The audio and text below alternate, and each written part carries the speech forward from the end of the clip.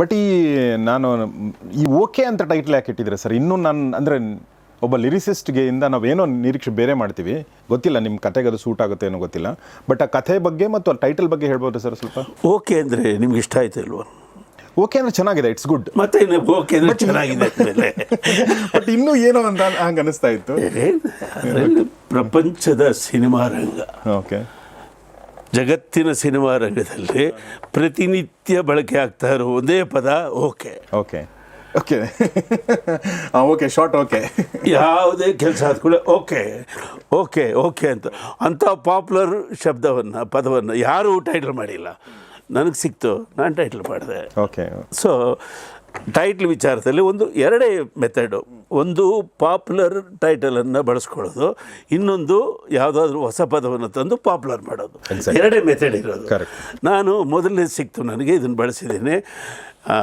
ಸಿದ್ದರಾಮಯ್ಯನವರೇ ಖುಷಿ ಆಗ್ಬಿಟ್ರು. ಅವ್ರು ಎಷ್ಟು ಚೆನ್ನಾಗಿ ಹೇಳಿದ್ರು ಅಂದರೆ, okay start sound, start camera, action,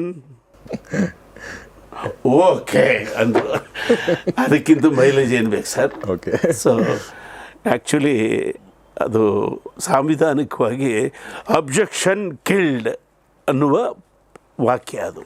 okay okay, objection killed. Objection killed ಅದನ್ನು ಶಾರ್ಟ್ ಮಾಡಿದ್ರೆ ಓಕೆ. ನಾನು ಆಲ್ ಕರೆಕ್ಟ್ ಅಂತ ಆಲ್ ಕರೆಕ್ಟ್ ಅಂತ ಕರೆಕ್ಟ್ ಅಂತ ಕೆ ಇಂದ ಶುರು ಆಗುತ್ತೆ. ಆ ಶಬ್ದದ ಅಬ್ರಿವೇಷನ್ ಅಂತ ಇಲ್ಲ. Objection killed, okay, objection sustained, objection over ruled, ಇವೆಲ್ಲ ಸಾಂವಿಧಾನಿಕ ಶಬ್ದಗಳು. ಸೊ ಅಲ್ಲಿಂದ ಅದು ಶಾರ್ಟಾಗಿ ಓಕೆ ಆಗಿ ಸಿಕ್ಕಿದೆ. ಭಾಳ ಮುಖ್ಯವಾಗಿ ನೈಸರ್ಗಿಕವಾಗಿ ಒಂದು ಪ್ರಾಣ ಭ್ರೂಣ ಆಗಬೇಕಾದ್ರೆ ಗರ್ಭ ಓಕೆ ಅನ್ನಬೇಕು. ಓಕೆ. ಅನ್ಲೆಸ್ ಗರ್ಭ ಓಕೆ ಅಂತೆ ಒಂದು ಪ್ರಾಣ ಭ್ರೂಣ ಆಗೋದೇ ಇಲ್ಲ. ನಮ್ಮ ಕಥೆನೇ ಅದು. ನಿಮ್ಮ ಕಥೆನೇ ಅದು. ಪಂಜರ ಅನ್ನುವ ಒಂದು ಸಣ್ಣ ಕಥೆ. ಅದನ್ನು ಬರೆದವರು ಅದೀಬ್ ಅಖ್ತರ್. ಓಕೆ. ಪ್ರಜಾವಾಣಿಯ ಕಥಾ ಸ್ಪರ್ಧೆಯಲ್ಲಿ ಅದಕ್ಕೆ ಪ್ರಥಮ ಬಹುಮಾನ ಬಂದಿದೆ. ನಾನು 5 ವರ್ಷದಿಂದನೇ ಅದನ್ನು ಕರೆಸಿ ರೈಟ್ಸ್ ತೊಗೊಂಡಿದ್ದೆ. ಅದು ಪಂಜರ ಅನ್ನೋದು ಭ್ರೂಣ ಪತ್ತೆ ಮತ್ತು ಹೆಣ್ಣು ಭ್ರೂಣ ಹತ್ಯೆ ಕುರಿತಾದ ಕಥೆ. ಸೊ ಹಾಗಾಗಿ ಅದಕ್ಕೆ ಓಕೆ ಇಟ್ಟಿದ್ದೀವಿ.